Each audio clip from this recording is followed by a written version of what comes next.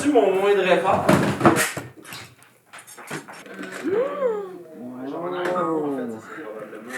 C'est quelqu'un qui, au lieu de take 5, il a juste pris les premiers temps. Les a tous mis un après l'autre. Ça donne un esti de mélodie weird, un genre de polka fucking bizarre.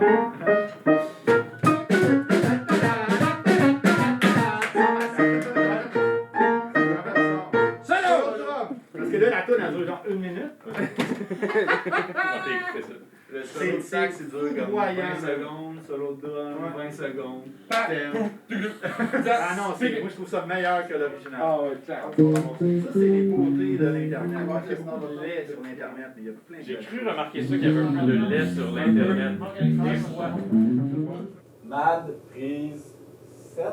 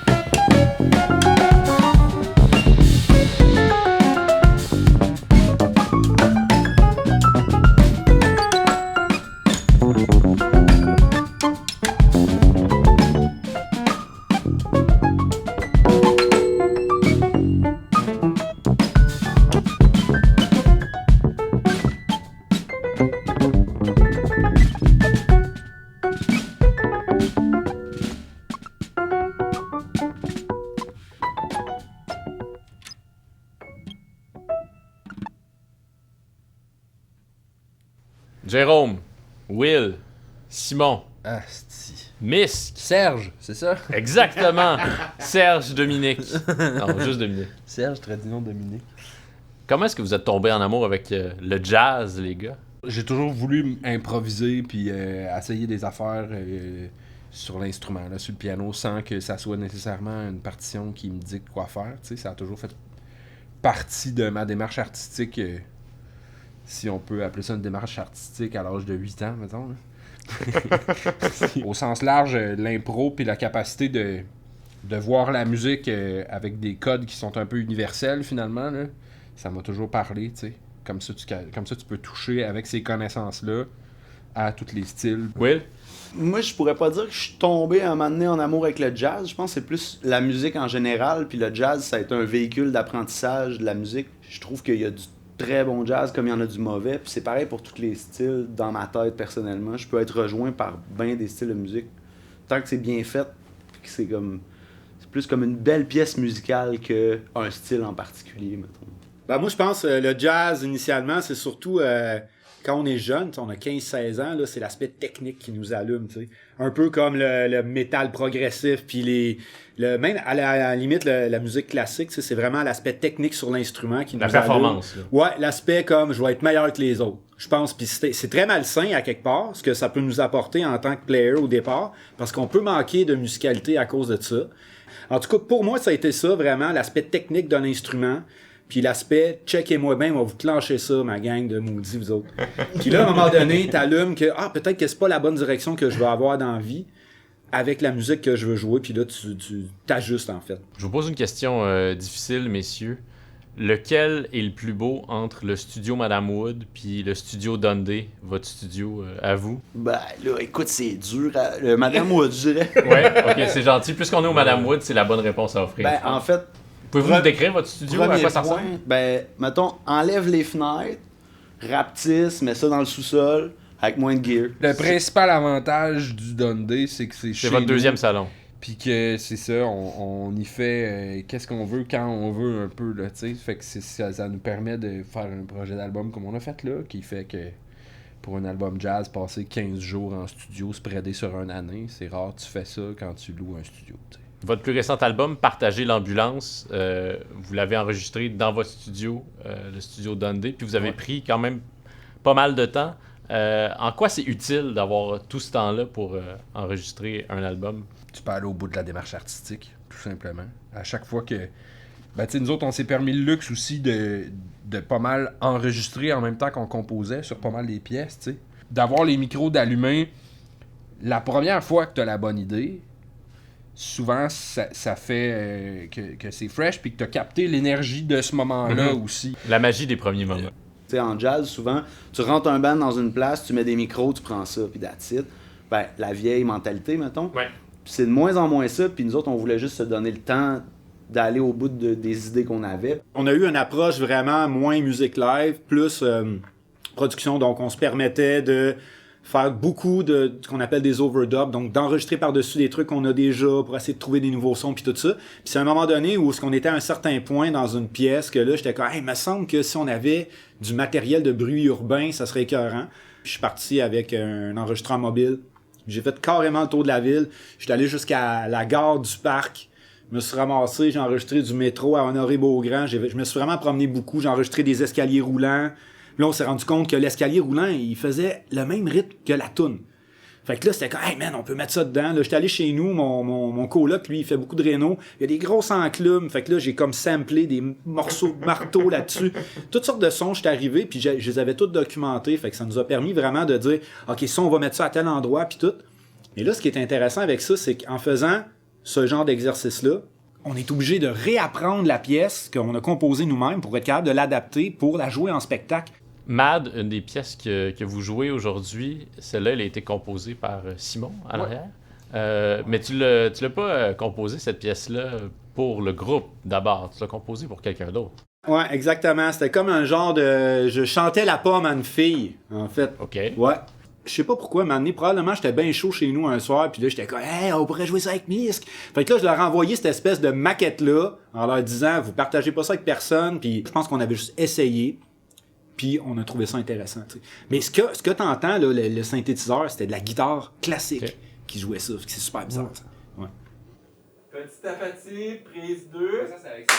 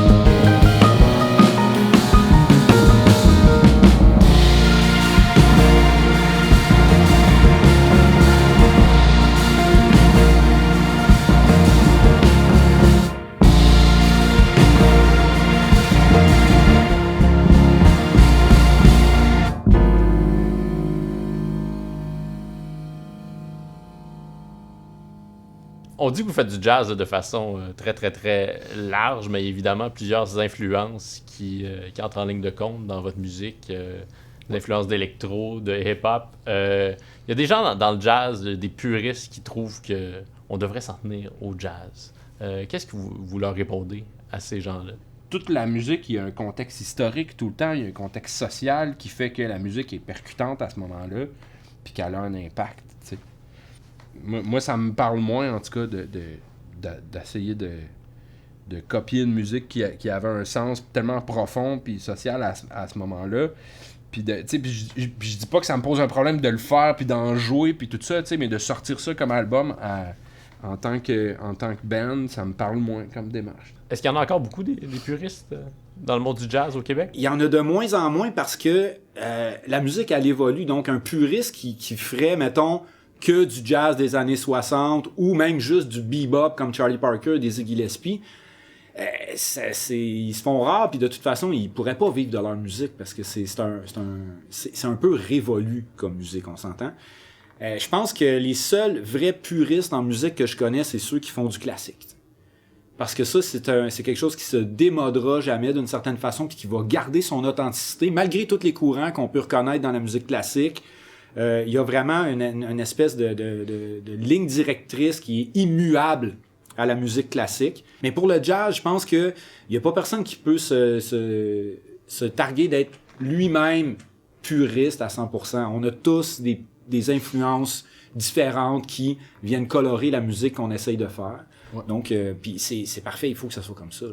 Ouais. Moi, je suis toujours fasciné quand je vois des bons musiciens comme vous improviser parce que c'est comme voir un magicien sortir des lapins de son chapeau les uns après les autres. Qu'est-ce qui se passe dans votre tête? La comparaison facile là, pour le néophyte qui catch pas qu'est-ce que ça veut dire improviser. Mettons moi là. Ok, ben la comparaison facile pour toi, pour te l'expliquer, ça serait que mettons quand tu parles là, ben t'es en train d'improviser présentement, t'es pas en train de dire de quoi qui est scripté là, tu sais. Tu transmets un propos à l'aide d'outils que t'as appris qui sont la construction des phrases, la syntaxe, la grammaire, tout ça. Puis tu organises ça en vue de communiquer une idée que tu as. C'est exactement la même affaire pour nous autres. On a pratiqué des gammes puis tout ça, puis on a pratiqué l'équivalent de ce qui est de la conjugaison puis de la structure de phrase. On crée pas ça à partir de rien.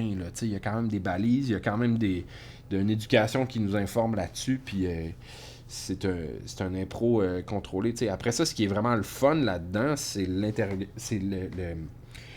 la discussion qui se passe entre les musiciens, t'sais. Puis c'est à partir du moment où tu deviens juste assez détaché de juste l'instrument puis l'aspect technique, puis que tu te trouves vers les autres musiciens qui sont en train de jouer ça avec toi, puis que là, t'écoutes l'ensemble de la pièce qui est en train de se passer, puis pas juste ta performance à toi. Puis là, le bassiste, il vient de faire une petite ligne, je vais aller faire un clin d'œil à cette petite ligne-là en la répétant une mesure plus tard, ou en la répétant un demi-ton plus haut, ou en juste... Il y a une conversation qui vient qu'à se passer. Est-ce que vous avez un fantasme de studio? Man. Je vous demande pas des noms, là. Moi, j'aimerais ça avoir un studio avec des fenêtres. Ouais. Pas dans un sous-sol. La barre est là, les petits rêves. Je te présente le Madame Wood. Des petits rêves, des petits rêves accomplissables facilement. Santé. Ouais, santé certain. Santé. Merci d'être Cheers, venu. guys. Yes. Yes.